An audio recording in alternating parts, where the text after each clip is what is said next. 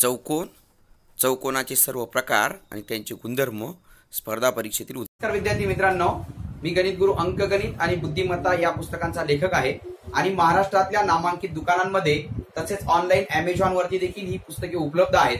तर या पुस्तकावरून मी आज एक व्हिडिओ बनवत आहे, तो म्हणजे चौकोन, क्वाड्रिलॅटरल। तर आपण चौकोन म्हणजे काय ते पाहू। चौकोन म्हणजे चार बाजू आणि चार कोन यांनी बंदिस्त असलेली आकृती। बघा, चार बाजूंनी अशी बंदिस्त आकृती की ज्याला चार कोन आहेत, पण त्याचे चारही कोन काटकोनच पाहिजे असं नाही। असा सुद्धा चौकोन असू शकतो। ओके, हा सुद्धा चौकोन असू शकतो। चार बाजू पाहिजे आणि चार कोन पाहिजे। चार बाजू आणि चार कोन असलेली अशी बंदिस्त आकृती की तिच्या आतील कोनांची बेरीज किती पाहिजे, 360 अंश पाहिजे। कारण चौकोनामध्ये दोन त्रिकोण तयार होतात। किती त्रिकोण तयार होतात? दोन। एका त्रिकोणाचे 180, एका त्रिकोणाचे 180, किती माप झाली? 360। चौकोनाच्या आतील कोनांची बेरीज किती असते? 360 अंश असते। बघा, आणि चौकोन ही बहुभुजाकृती आहे, म्हणजे याचा कोणताही कोन हा 180 अंशापेक्षा मोठा राहणार नाही, 180 सुद्धा राहणार नाही। बरं, आता ह्या आकृतीला आपल्याला चौकोन म्हणता येईल का? नाही, कारण याची एक बाजू वाढवली तर इतर बाजूंना काय करते? छेदते। दुभागणं वेगळं, दुभागणं म्हणजे दोन भाग करणं, आणि छेदणं म्हणजे काय? कमी जास्त याच्यात छेदणं, त्याला छेदणं म्हणायचं। ओके, तर ही बाजू याला छेदते, म्हणजे आता आणि कोन हा 180 अंशापेक्षा मोठा आहे, म्हणजे हा चौकोन म्हणता येणार नाही। याला चौकोन म्हणायचं, याला चौकोन म्हणायचं आणि याला बहुभुजाकृती म्हणायचं, कारण याच्या बाह्य कोनांची बेरीज 360 असते। याच्या चारही बाह्य कोनांची बेरीज किती? घड्याळाच्या दिशेने 360 किंवा घड्याळाच्या विरुद्ध दिशेने 360 असते। ओके, आणि तुम्हाला चौकोनाचं असं विचारलं जातं, माप दिलेली असतात की एका चौकोनाची माप 2 आस, 3 आस, 4 आस, 6 आस, तर त्या चौकोनाच्या आंतरकोनांची माप किती असं विचारलेलं असतं। मग आता याचं गुणोत्तर हे काय म्हणायचं? 2x, 3x, 4x, 6x यांची बेरीज किती? सगळ्यांची बेरीज 360 अंश। किती अंश? 360। 6 4 10 3 13 2 15x बरोबर 360। मग 15 तिकडे भागिले करायचा, 360 भागिले 15, 15 दुने 30, 4 उरले 6 उरले 15 चौक 60, म्हणजे x बरोबर किती आलं? 24 आलं। मग हा 24 ला 2 ने गुणलं तर 24 दुने किती? 48, 24 त्रिक 72, 24 चौक 96, 24 25 24 144, किती आलं? 144। आता तुम्हाला 2 आस, 3 आस, 4 आस, 6 असलेल्या चौकोनाच्या आंतरकोनांची माप किती? सर्वात लहान आंतरकोन किती? 48। सर्वात मोठा आंतरकोन किती? 144। मग हा जर समजा आपण हा कोन जर धरला, समजा आपण 48 धरला, तर मग हा कोन किती येईल? याचा 180 रेषीय जोडी करतोय, म्हणजे 180 वजा 48, 180 वजा 48 किती? 10 8 गेला 2, 8 5 गेला 3, 132 अंश। म्हणजे याचा असंही विचारलं जाईल, 2 आस, 3 आस, 4 आस, 6 या प्रमाणात असलेल्या चौकोनाच्या सर्वात मोठ्या बाह्य कोनाचं माप किती? मग पहिल्यांदा आंतरकोन काढायचं, ही आंतरकोन। मग 48चा बाह्य कोन किती आला? 132। सर्वात लहान बाह्य कोन किती असंही विचारलं जाईल, मग 180 मधून 144 वजा करायचं, किती आलं? 10 4 गेला 6 आणि 8 5 गेला किती? 3, म्हणजे 36 अंश। किती अंश? 36 अंश। कळलं का? म्हणजे तुम्हाला आंतरकोन बाह्य कोन विचारलं जाईल। मग चौकोनाला काही जण काय म्हणतात, सर चौकोन आणि आयत मध्ये काय फरक आहे? आयत हा चौकोनाचा प्रकार आहे। समोरासमोरील बाजू सारख्या, चारी कोन काटकोन असेल तर त्याला आयत म्हणायचं, चारी बाजू सारख्या असेल तर समभुज चौकोन म्हणायचं, चारी बाजू बी सारख्या आणि चारी कोन काटकोन असतील त्याला आयत चौरस म्हणायचं। असे चौकोनाचे वेगवेगळे प्रकार आहेत। तर ते चौकोनाचे जे प्रकार आहेत ते आपण पाहूया। आयत आणि चौकोन याच्यामध्ये फरक नाही, चौकोनाचे हे सगळे काय आहेत? प्रकार आहेत। तर ते प्रकार आपण पाहूया। तर पहिला प्रकार पाहूया, आयत। बघा, आता आपण पाहूया आयत। आयत म्हणजे काय? रेक्टँगल, याला काय म्हणायचं? रेक्टँगल। याच्या समोरासमोरील बाजू सारख्या असतात। काय सांगितलं? समोरासमोरील बाजू सारख्या, म्हणजे ही बाजू जेवढी आहे तेवढीच ही बाजू असेल, ही बाजू जेवढी आहे तेवढीच ही बाजू असेल। कळलं का तुम्हाला? समोरासमोरील बाजू सारख्या, आणि हे चारही कोन काटकोन, चारही कोन काटकोन आणि समोरासमोरील बाजू सारख्या असेल तरच त्याला आयत म्हणायचं, तरच त्याला रेक्टँगल म्हणायचं। काय सांगितलं? चौकोनाच्या समोरासमोरील बाजू सारख्या आणि चारही कोन काटकोन असतील तरच त्याला काय म्हणायचं? आयत म्हणायचं। आता आपली जी खुली ही आयताकृती आहे, लांब आणि याला लांबी आहे, ज्याला जास्त असेल त्याला लांबी म्हणायचं आणि जे कमी असेल त्याला काय म्हणायचं, रुंदी म्हणायचं. दोघांचा गुणाकार जर केला तर याचं क्षेत्रफळ मिळतं. लांबी गुणिले रुंदी हे काय आहे याचं क्षेत्रफळ. ही समोरची भिंत आहे, ही सुद्धा आयताकृती आहे. पुस्तक आहे ते सुद्धा काय आहे, आयता. जास्तीत जास्त वस्तू या आयताकृती असतात. याला 2 डायमेन्शनल म्हणजे 2 बाजू असलेलं, लांबी आणि रुंदी असलेलं.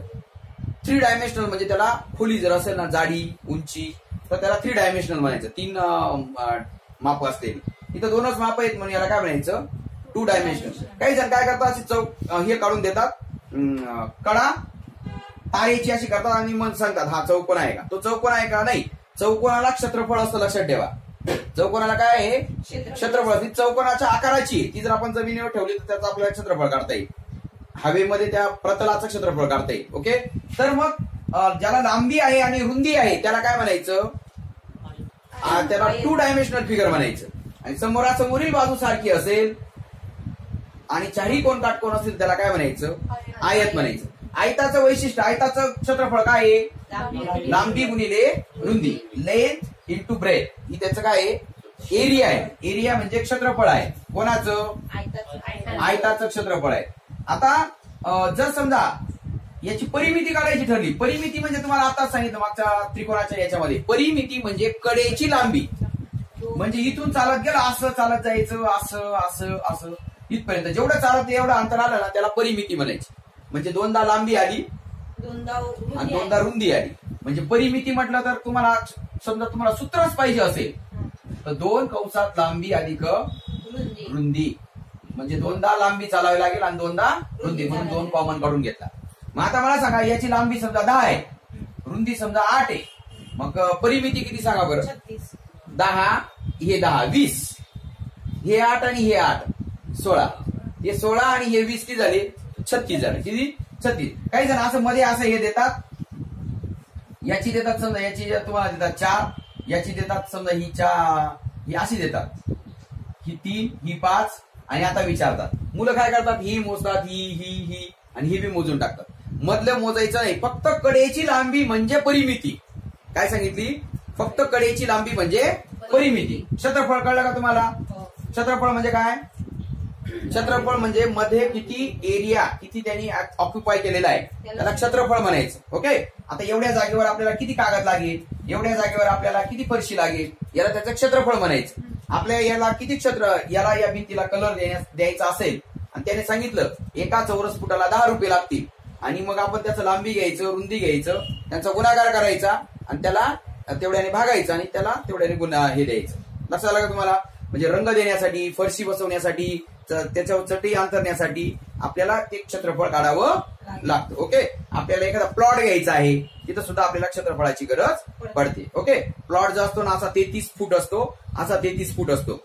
म्हणजे दोघांचा गुणाकार 1089 पाहिजे. तर 1089 फूट राहिला, चौरस फूट झाला तर त्याला 1 गुंठा म्हणायचं. किंवा मीटर मध्ये असा 10 मीटर, असा 10 मीटर, असं काही नाही. असा 10 मीटर आणि असा 10 मीटर पाहिजे असं काही नाही. असा 20 मीटर असेल आणि असा 5 मीटर असेल तरी दोघांचा गुणाकार किती होतो, 20 100 होतो. 10 असेल तरी 100 होतो. ओके. गुणाकार त्याचा 100 पाहिजे चौरस मीटर मध्ये, किंवा फुटामध्ये असेल तर गुणाकार 1089 पाहिजे. तर त्याला 1 गुंठा असं म्हटलं जातं, किंवा त्याला आर देखील म्हटलं जातं. तो वेगळा विषय. तर आता आयताचं बघा, आयताचा हा जो कर्ण काढला आणि हा कर्ण जर काढला तर हे दोन्ही कर्ण समान मापाचे असतात. प्रत्येक नियम लक्षात ठेवा व्यवस्थित. आयताचे कर्ण एकरूप असतात. काय सांगितलं, आयताचे कर्ण एकरूप असतात. मी आयताला ABCD असं नाव दिलं तर AC जेवढा आहे तेवढंच कोणता आहे, BD आहे. AC आणि BD यांची माप काय आहे, सारखं आहे. Length of AC, length of BD is congruent with each other, म्हणजे दोघांचे माप सारखीच आहे. त्याच्यानंतर ते एकमेकाला दुभागतात म्हणजे काय, 2 सारखे भाग करतात. म्हणजे मी जर इथं O नाव दिलं तर हे जेवढं आहे ना तेवढंच हे येईल. म्हणजे AO बरोबर काय येईल, CO. AO बरोबर CO. त्याच्यानंतर DO बरोबर काय येईल, DO बरोबर BO. कळलं का तुम्हाला. आता असं चिन्ह का बरं देतात माहिती का, हे बरोबर बी आहे आणि सिमिलर देखील आहे. सिमिलर म्हणजे प्रमाणात देखील आहे, म्हणून त्याला एकरूप असं नाव दिलं जातं. म्हणजे similar and equal is called congruent. म्हणजे समरूप आणि बरोबर याला एकरूप म्हणायचं एकत्रित. ओके. तर मग कर्ण सारखे, कर्णाने दोन सारखे भाग केले म्हणून ते एकमेकांना दुभागतात. लक्षात ठेवाय, दुभागतात म्हणजे दोन सारखे भाग करतात. या एकमेकांना छेदल्यामुळे यांचे दोन सारखे भाग झाले, याचे दोन सारखे भाग झाले. कळलं? आता समजा मी असं करणार आयत समजा याच्यावर कापला एवढा, तर एक अशी बाजू तयार झाली. एक ही बाजू वेगळी, ही बाजू वेगळी, ही बाजू वेगळी, म्हणजे तिन्ही बाजू वेगवेगळा असलेला काटकोन त्रिकोण तयार झाला. म्हणजे दोन विषमभुज त्रिकोण. काय सांगितलं? विषमभुज काटकोन त्रिकोण. कोणता काटकोन त्रिकोण तयार झाला? विषमभुज काटकोन त्रिकोण. म्हणजे आयत जर कर्णावर कापला, काय सांगितलं? आयत कर्णावर कापल्यास काय मिळेल? दोन विषमभुज एकरूप काटकोन त्रिकोण तयार होतील. म्हणजे हा जेवढा आहे तेवढाच हा देखील तयार होईल. कळलं का तुम्हाला? आयत कर्णावर कापला असता दोन विषमभुज काटकोन त्रिकोण तयार होतात. कळलं का? आता दोन विषमभुज काटकोन त्रिकोण जर कर्णावर जोडले, समजा हा एक विषमभुज काटकोन त्रिकोण आहे, हा एक विषमभुज काटकोन त्रिकोण आहे, हे जर याच्या कर्णावर जोडले तर काय तयार होतो? आयत तयार होतो. काय तयार होतो? आयत. लक्षात ठेवा, विषमभुज आयत कर्णावर कापले असता दोन विषमभुज एकरूप काटकोन त्रिकोण तयार होतील, आणि दोन एकरूप विषमभुज काटकोन त्रिकोण कर्णावर जोडले तर काय मिळेल? आयत मिळेल. आता आयताचं जे वाचन आहे किंवा चौकोनाचं वाचन जे आहे ते 8 प्रकारे करता येतं. बघा, ए पासून एबीसीडी एडीसीबी, बी पासून बीएडीसी बीसीडीए, सी पासून सीबीएडी सीडीएबी, डी पासून डीएबीसी डीसीबीए. म्हणजे आयत हा प्रत्येक शिरोबिंदू पासून 2-2 प्रकारे, म्हणजे आयत किती प्रकारे वाचन करता येतं? आयताचं 8 प्रकारे वाचन करता येतं. मग आता आयताचे जे मध्यबिंदू जर असतात, बाजूंचे मध्यबिंदू जर जोडले असे, तर ह्या सगळ्या बाजू सारख्या येतात. म्हणजे त्याला म्हणायचं समभुज चौकोन. काय म्हणायचं? समभुज चौकोन. आयताचे मध्यबिंदू जोडल्यानंतर समभुज चौकोन तयार होतो. काय तयार होतो? समभुज चौकोन तयार होतो. कळलं का तुम्हाला? मग आयताची माहिती सांगा. आयताचं काय सांगितलं? आयताचं क्षेत्रफळ बरोबर लांबी गुणिले रुंदी. आयताची परिमिती बरोबर 2 लांबी अधिक 2 रुंदी किंवा 2 कंसात लांबी अधिक रुंदी. आयताचे चारही कोन काटकोन असतात म्हणून आयताला काटकोन चौकोन देखील म्हणता येईल. आयताचे समोरासमोरील बाजू सारख्या असतात आणि समांतर असतात म्हणून याला समांतरभुज चौकोन देखील म्हणता येईल. काय म्हणता येईल? समांतर. बघा, किती दूरपर्यंत वाढवल्या तरी एकमेकांना छेदणार नाहीत म्हणून आयताला समांतरभुज चौकोन म्हणता येईल. आयताला काटकोन चौकोन म्हणता येईल. आयताचे जे कर्ण असतात, आयताचे दोन्ही कर्ण ही एकरूप असतात, ते परस्परांना दुभागतात म्हणजे दोन सारखे भाग करतात. काटकोनात दुभागत नाही. लक्षात ठेवा, ते फक्त परस्परांना काय करतात? दुभागतात, एवढंच म्हटलं. आणि आयताचे मध्यबिंदू जर जोडले तर समभुज चौकोन तयार होतो. आणि आयत जर कर्णावर कापला, तर दोन विषमभुज काटकोन त्रिकोण तयार होतात. ओके, दोन एकरूप विषमभुज काटकोन त्रिकोण तयार होतात. आणि दोन विषमभुज एकरूप काटकोन त्रिकोण जर कर्णावर जोडले तर आयत तयार होतो. कळलं का? आयताची माहिती कळली. आयताचे कर्ण एकरूप असतात. आयताचे कर्ण अर्धे कर्ण काय असतात? सारखे असतात. ओके, आयताचा कर्ण काढायचा असेल तर आपल्याला असं देखील काढता येईल. समजा ही 3 सेंटीमीटर आहे, ही 4 सेंटीमीटर. आयताचा कर्ण काढा. कर्ण किती येईल? मग 5 येईल. 5 येईल. ओके, कर्ण किती येईल? 5 येईल. आता हा कर्ण सुद्धा किती? ही 3 आहे, ही 4 आहे. हा कर्ण सुद्धा किती? 5 आहे. म्हणजे दोन्ही कर्ण किती आले? 5 आले. हे किती आलं? हे अडीच आलं, हे अडीच आलं, हे अडीच आलं, हे अडीच आलं. तुम्हाला काहीही विचारलं जाऊ शकतं. तर आता आपण पाहूया चौरस. आता चौरस म्हणजे काय? चौरसाला इंग्लिशमध्ये स्क्वेअर म्हणतात. काय म्हणतात? स्क्वेअर. आता चौरसाच्या चारही बाजू सारख्या असतात. लक्षात ठेवा, चौरसाच्या चारही बाजू काय असतात? सारख्या. आपण आयताच्या फक्त समोरासमोरील बाजू सारख्या धरल्या होत्या. काय धरल्या होत्या? समोरासमोरील. आणि चारही कोण काटकोन धरले होते. पण याचे चारही कोण काटकोन बी आहेत आणि समोरासमोरील नाही. सगळ्याच बाजू सारख्या आहेत. म्हणजे याला लांबी रुंदी म्हणायचं काही काम आहे का? नाही. लांबी म्हणजे लांब असते, रुंदी म्हणजे कमी असते. याला ही बी बाजू म्हणायची. याला बाजू म्हटलं तर याला सुद्धा काय म्हणावं लागेल? बाजू. मग या क्षेत्रफळ बाजू गुणिले बाजू म्हणजे बाजूचा काय आला? वर्ग. चौरसाचे क्षेत्रफळ बरोबर काय? बाजूचा वर्ग. याला दुसरं एक सूत्र आहे, कर्णाचा वर्ग छेद 2 असं देखील सूत्र आहे. चौरसाचं क्षेत्रफळ काय सूत्र आहे? कर्णाचा वर्ग छेद 2. ओके, आता मला सांगा, समजा ही बाजू समजा 4 आहे, ही बाजू 4 आहे, कर्ण किती येईल सांगा? ही बाजू 4 आहे, ही बाजू 4 आहे, आणि कर्ण किती? 4चा वर्ग 4चा वर्ग 16 आणि 16 32, आणि 32चं वर्गमूळ काढायचं. 32चं वर्गमूळ काय?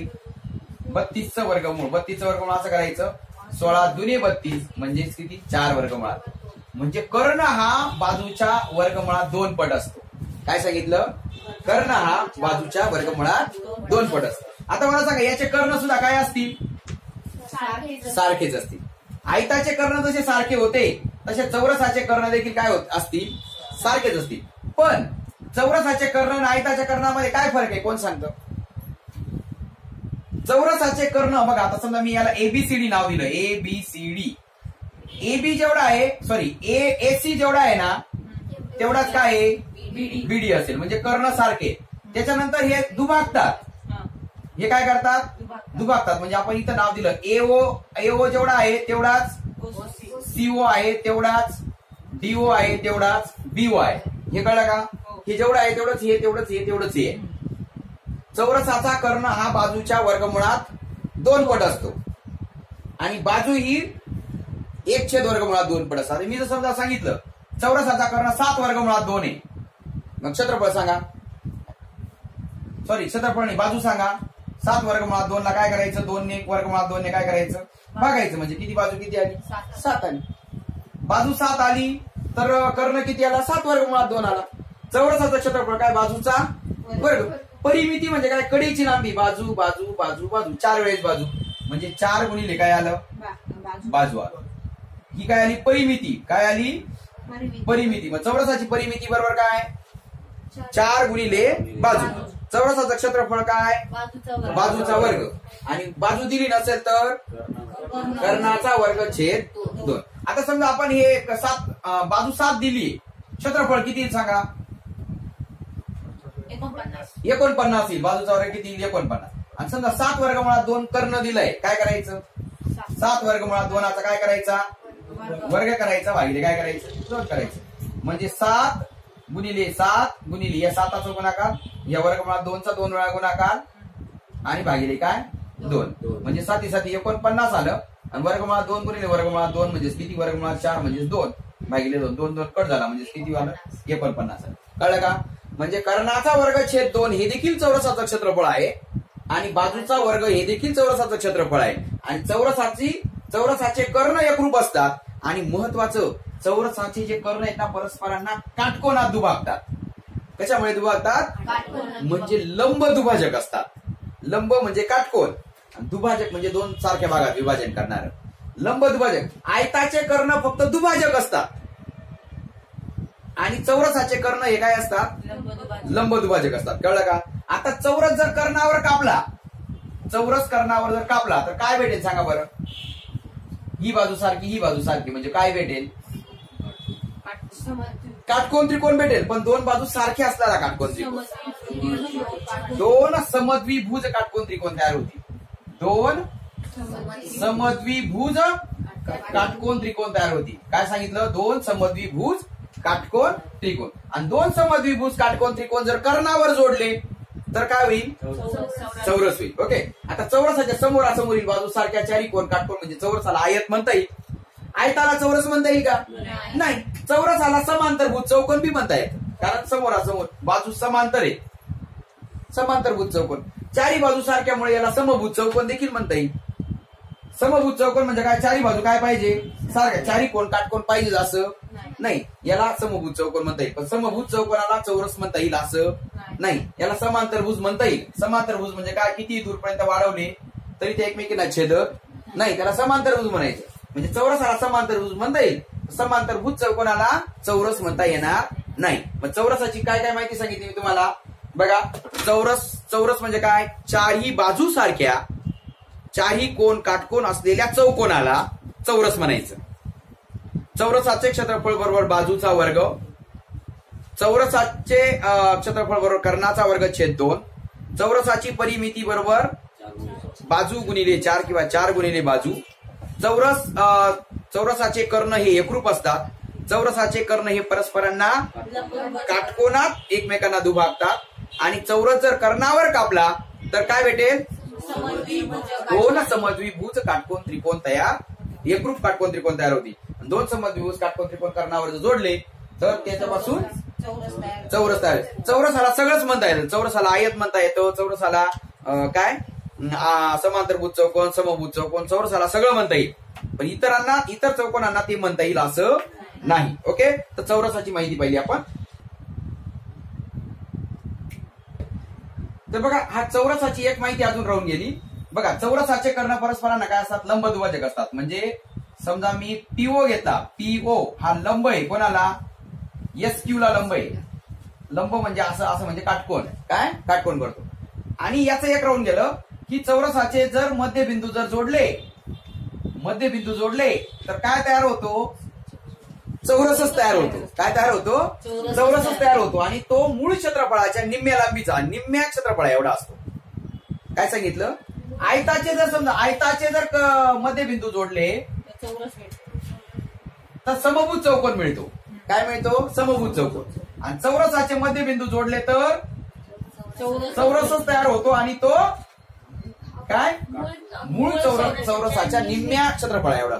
म्हणजे समजा याचं क्षेत्रफळ 8 बाजू आहे म्हणजे 64 असेल, तर मधल्याचं क्षेत्रफळ किती असेल? 32 असेल. तुम्हाला याचं क्षेत्रफळ विचारलं जाईल, या त्रिकोणाचं क्षेत्रफळ किती? हे उरलेलं मध्ये 32 येईल ना, म्हणजे 4 भाग होतील म्हणजे 8 येईल. किती येईल? 8. आता बघा, एमपीएससीने हा एक प्रश्न विचारला होता तुम्हाला यावेळेस. एक याच्यामध्ये काय काढलं? एक वर्तुळ काढलं आणि वर्तुळ काढून इथं काय केलं? इथं असं एक आयत दिला आणि याचं 8/4 माप दिलं. किती माप दिलं? 8/4. आणि तुम्हाला या वर्तुळाची काय विचारली? त्रिज्या विचारली. वर्तुळाची काय विचारली? त्रिज्या. आता वर्तुळाची त्रिज्या मला सांगा, हे जेवढं माप आहे, हे जेवढं अंतर आहे तेवढंच हे आहे का नाही? म्हणजे त्रिज्या एवढंच हे अंतर ही आहे. काय? ही लांबी आणि ही त्रिज्या सारखी. ही लांबी आणि ही त्रिज्या काय आहे? सारखी. म्हणजे ही त्रिज्या एवढं जर नुसतं एवढंच काढायचं ठरलं, एवढं अंतर किती येईल? मग समजा याला पूर्ण याला त्रिज्या म्हटली, एवढ्या याला बी त्रिज्या म्हणावं लागेल. एवढं काय येईल? R मधून 4 वजा करायचं. हे अंतर काय आलं? R-4. काय म्हणायचं? R-4. आणि हे अंतर काय म्हणायचं? एवढं पूर्ण R आहे, मग याला काय म्हणायचं? R-8. R- काय म्हणायचं? 8.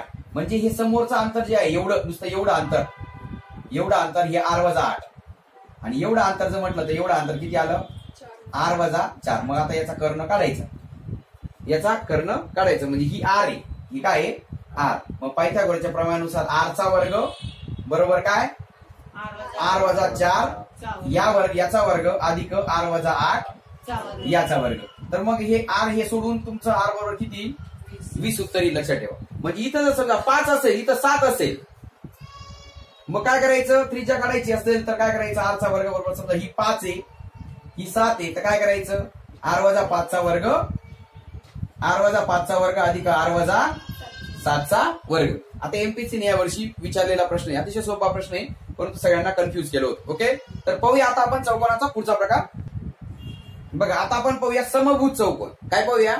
समभुज चौकोन. समभुज चौकोनाचे चारही बाजू सारख्या असतात. काय असतात? चारही बाजू सारख्या असतात. म्हणजे मग मला सांगा, परिमिती काय येईल? ही बाजू 8 असेल तर चारही बाजू काय असतील? 8 असतील. 4 गुणिले बाजू ही काय आली? त्याची परिमिती आली. परिमिती काय आली? 4 गुणिले बाजू. आता क्षेत्रफळ जर असेल तर क्षेत्रफळामध्ये तुम्हाला समभुज चौकोनाचं क्षेत्रफळ जर काढायचं असेल तर 1/2 गुणिले कर्णांचा गुणाकार. 1/2 गुणिले काय? कर्णांचा गुणाकार. आता बघा, आयताचे कर्ण सारखे होते, चौरसाचे कर्ण सारखे होते, समभुज चौकोनाचे कर्ण सारखे असतीलच असं नाही. मग समभुज चौकोनाचा हा कर्ण काय असेल? मोठा असेल. हा कर्ण काय असेल? लहान असेल. पण कर्ण परस्परांना दुभागतात बरं का. म्हणजे हे जेवढं आहे, समजा मी याला PQRS नाव दिलं, PQRS, आणि इथं O नाव दिलं, तर PO जेवढा आहे तेवढंच काय असेल? PO जेवढा असेल तेवढाच हा काय असेल? RO असेल. PO आणि RO सारखा असेल. तसंच QO हा SO एवढा असेल. म्हणजे हे जेवढं आहे तेवढंच एवढा अंतर असेल. आणि हे परस्परांना इथं काटकोन करतायत. म्हणजे PO हा लंब आहे. लंब म्हणजे काय? परपेंडिक्युलर. काटकोन आहे कोणाला? SQ ला. कोणाला? SQ ला. हे सगळे काटकोन. पण तुम्हाला याच्यावर खास करून एक प्रश्न विचारला जातो. काय विचारला जातो माहितीये का? एका एका समभुज चौकोनाचे जे कर्ण आहेत ते कर्ण आहेत 8 आणि 6. काय कर्ण आहेत 6 आणि 8 आहेत. तर त्याच्या बाजू काढा असं विचारलेलं असतं. काय काढा बाजू काढा. आता मला सांगा हा कर्ण 6 आहे म्हणजे ही बाजू किती आली 3 आला. हा कर्ण 8 आहे म्हणजे हा किती आला 4 आला. मग आता हा काटकोन त्रिकोण तयार झाला का नाही एवढा. मग काटकोन त्रिकोणात एक बाजू जर समजा 3 असेल एक 4 असेल तर बाजू किती येईल 5 असेल. मग ही बाजू किती येईल 5 येईल. बाजू किती येईल ती 5 म्हणजे परिमिती किती येईल मग त्याची किती 25. क्षेत्रफळ किती येईल सांगा बरं. 1/2 गुणिले कर्णांचा गुणाकार. कर्ण किती हा कर्ण किती 6. हा कर्ण किती 8. 6 गुणिले 8 बेत्रिक 6 8 ते किती 24. क्षेत्रफळ हे नेहमी चौरस म्हणजे वर्ग. चौरस सेंटीमीटर चौरस मीटर चौरस एकक काहीच नसेल तर चौरस एकक म्हणायचं. ओके बर. आता समभुज चौकोनाचे कर्ण जे आहेत ते काय करतात परस्परांचे दुभाजक तर असतात पण लंब दुभाजक असतात म्हणजे काटकोन करतात. आयताचे कर्ण फक्त दोन भागात विभागतात. आयताचे कर्ण एकरूप असतात. चौरसाचे कर्ण एकरूप बी असतात आणि काटकोन बी करतात. समभुज चौकोनाचे कर्ण हे काय करतात दुभागतात परंतु ते काटकोनात दुभागतात. काय करतात काटकोनात दुभागतात. ते सारखे असतात का नाही. चौरसाचे आणि आयताचे कर्ण सारखे असतात. समभुज चौकोनाचे कर्ण सारखे असतीलच असं नाही. समभुज चौकोनाची काय काय माहिती सांगितली. ज्या चौकोनाच्या चारही बाजू सारख्या व चारही बाजू सारख्या असतात आणि अशा चौकोनाला काय म्हणायचं समभुज चौकोन म्हणायचं. ओके त्याचा आणि याच्यात बघा याला समांतरभुज म्हणता येईल बरं का. याला काय म्हणता येईल समांतरभुज. आता ही बाजू किती वाढवली तरी एकमेकांना भेटणार नाही. मग आता हा कोण आणि हा कोण काय असेल बघा. दोन समांतर रेषांना एका छेदिकेने छेदले तर हा कोण आणि हा कोण काय असतात दोघांची बेरीज किती असते 180 आंतरकोन. म्हणजे जवळचे दोन कोण परस्परांचे पूरक असतात. म्हणजे हा कोण जर समजा मी 80 दिला तर हा कोण किती असेल 100. हा कोण किती असेल 100 असेल. हा कोण किती असेल 80 असेल. म्हणजे समोरासमोरील कोण एकरूप असतात आणि जवळचे दोन कोण पूरक असतात.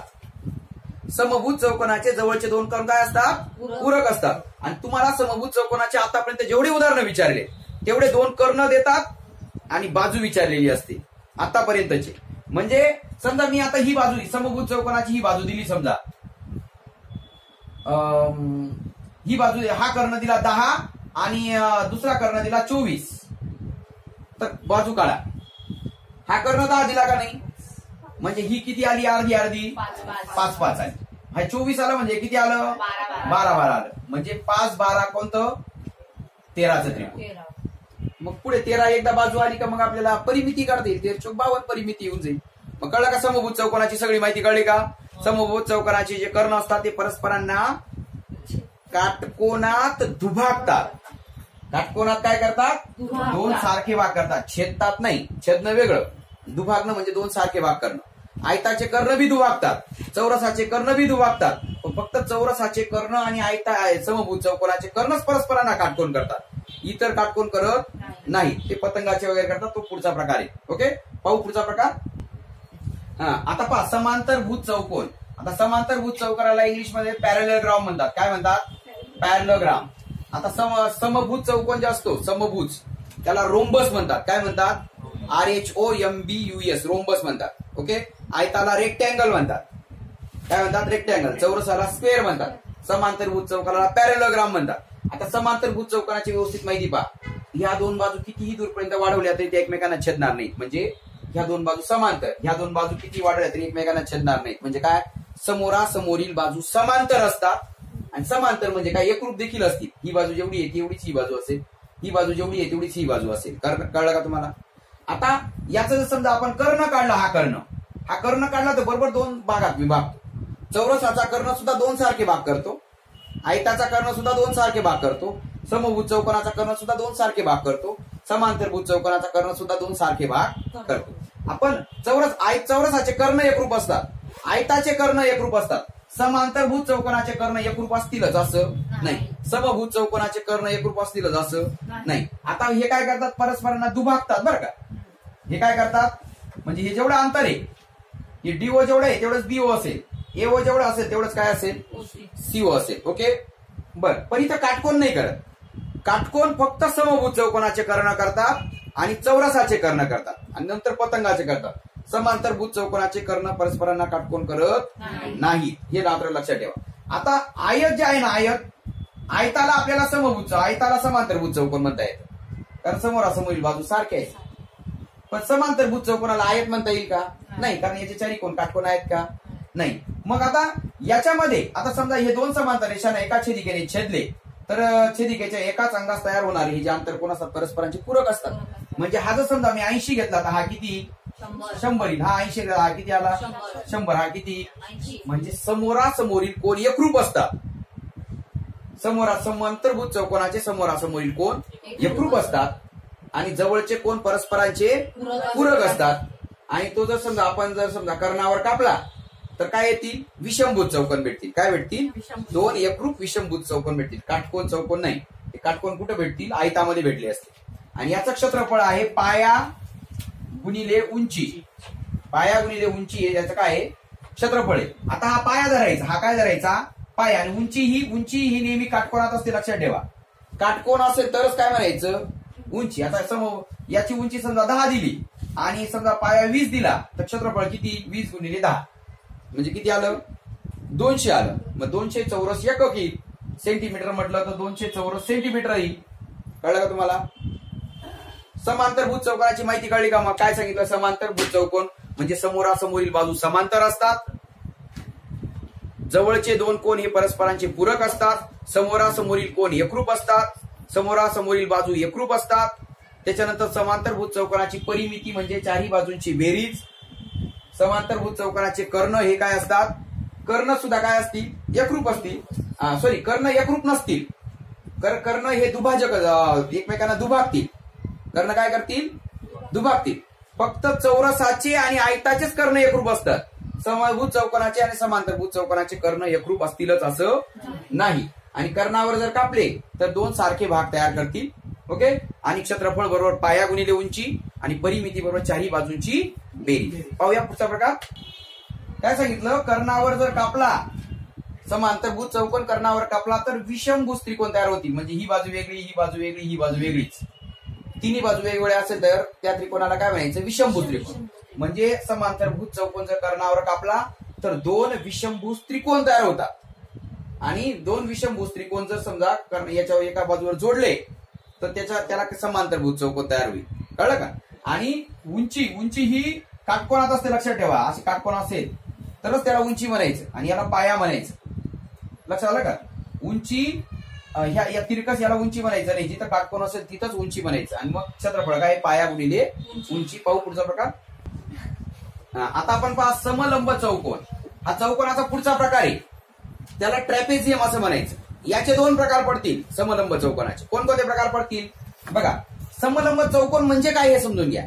बाजूंची एक जोडी समांतर असेल तर त्याला समलंब चौकोन म्हणायचं. काय सांगितलं?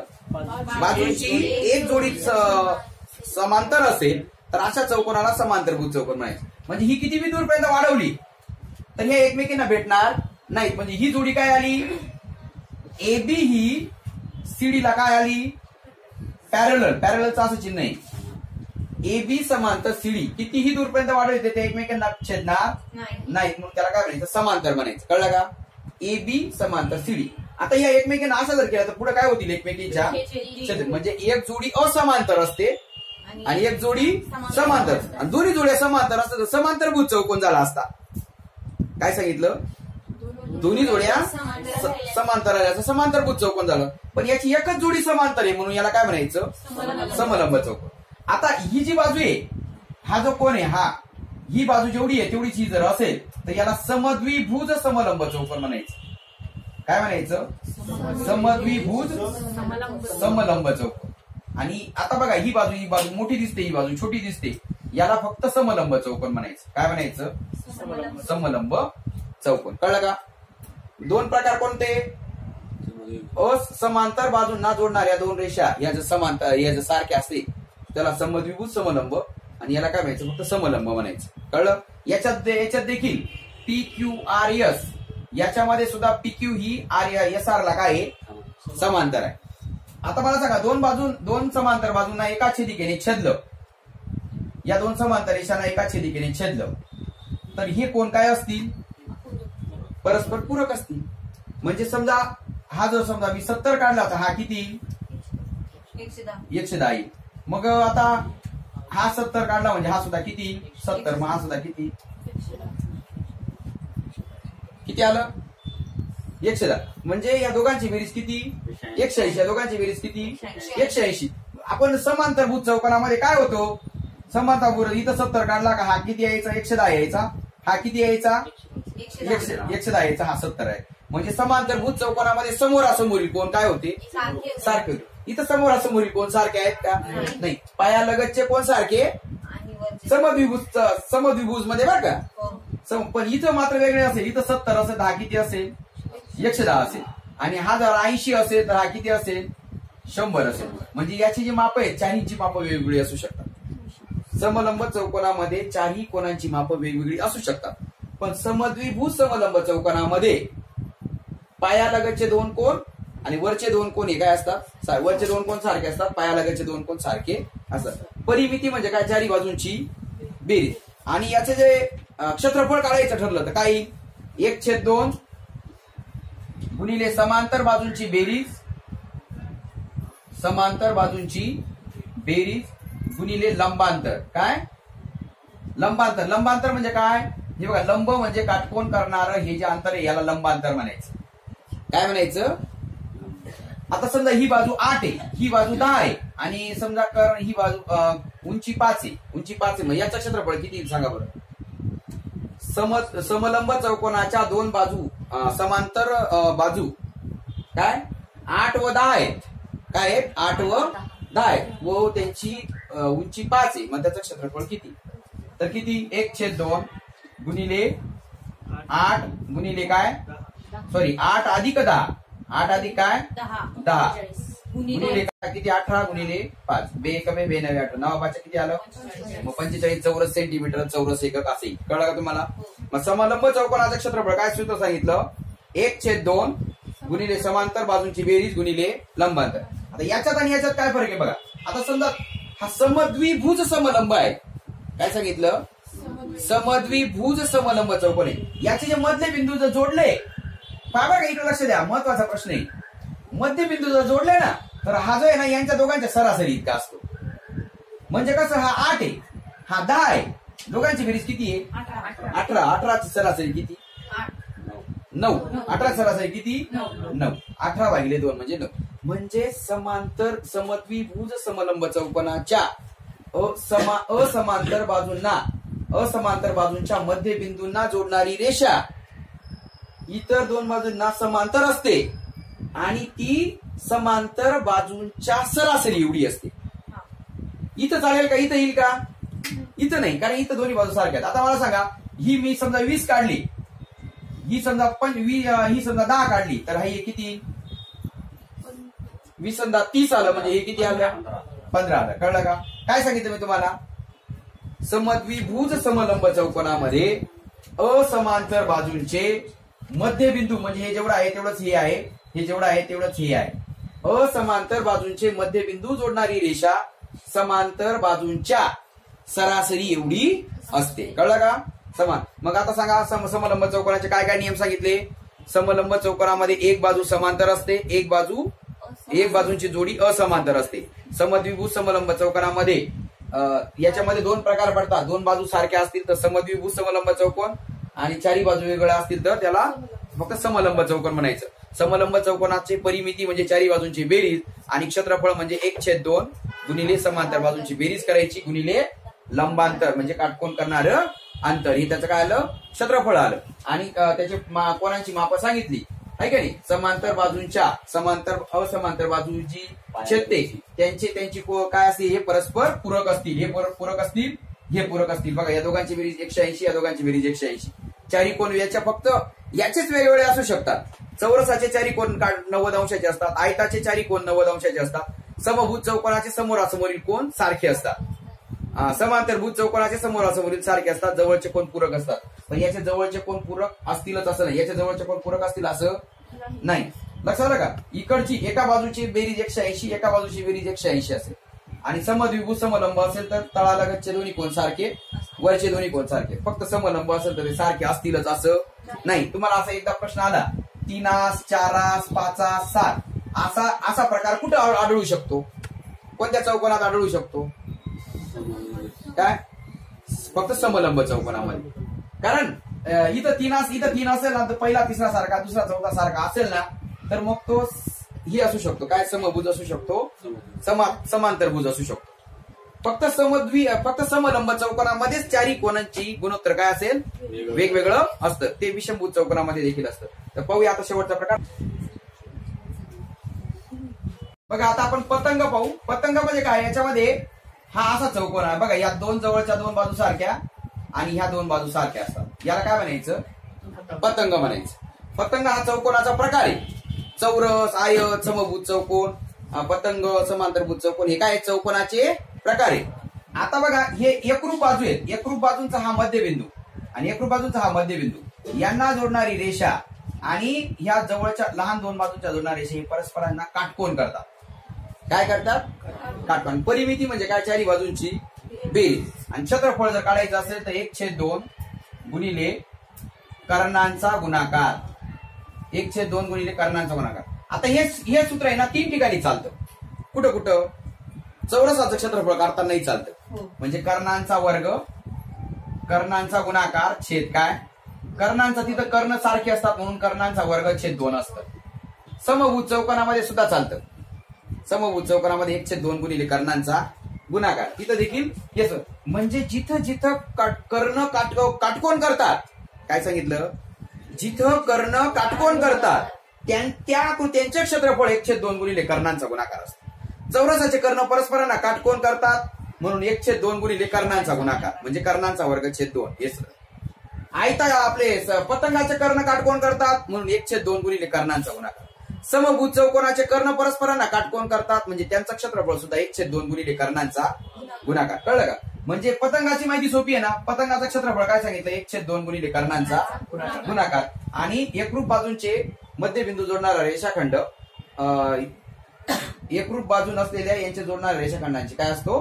काटकोन करतो म्हणजे लंब असतो. हे सारखे नसतात बरं का. हे जेवढं असतं त्याच्यापेक्षा हे जास्त असतं. हे मात्र हे काय असेल? हे जेवढं आहे तेवढं सारखं असेल. म्हणजे एका कर्णाला दुभागतो. एका कर्णाचे 2 सारखे भाग होतात. दुसरा कर्ण मात्र 2 सारखे भाग होत नाही. ओके. तर ही पतंगाची माहिती पाहिली आपण. आता पाहू विषमभुज चौकोन. आता हा विषमभुज चौकोन म्हणजे काय? याच्या चारही बाजू वेगवेगळ्या असतात बरं का. आता समलंब चौकोनामध्ये तरी मधल्या 2 बाजू सारख्या असू शकतात. ओके. पण याच्यामध्ये चारही बाजू वेगवेगळ्या असतात. म्हणजे काय? समजा हा ABCD हा 3 असेल, हा 4 असेल, हा 5 असेल तर हा 6 असू शकतो. चारही बाजू वेगवेगळ्या लांबीच्या असतात. आणि याचा काय करायचं? क्षेत्रफळ असं असतं. याचं एक कर्ण काढायचा 1/2 गुणिले एक कर्ण काढायचा गुणिले आता याच्यावर इथे एक कर्ण काढायचा. हा एक इथं काटकोन काढायचा. याच्यावर हा तिथं दुसरं इथं जिथं होत असेल तिथं काटकोन काढायचं. आणि याला समजा आपण X नाव दिलं आणि याला Y नाव दिलं तर याचे इथं X अधिक Y करायचं. म्हणजे कर्णाचा गुणाकाराच आला परंतु ते असं एकमेकांना छेदल्यानंतर काटकोन करत नव्हते ना. म्हणून काटकोन कसे करून घेतले? इथे एक काटकोन काढला, इथे एक काटकोन काढला, दोघांची बेरीज असते. तुम्ही इतर चौकोनांमध्ये सुद्धा असं करू शकतात. ओके. तर हे विषमभुज चौकोनाचं ह्या विषमभुज चौकोन आपण पाहिले. बघा एकदा तुम्हाला हा सुसम षटकोन विचारला होता. सुसम षटकोन म्हणजे काय? 6च्या 6 बाजू सारख्या असतील तर त्याला सुसम षटकोन म्हणायचं. सुसम अष्टकोन म्हणजे 8ही बाजू काय असतील? सारख्याच असतील.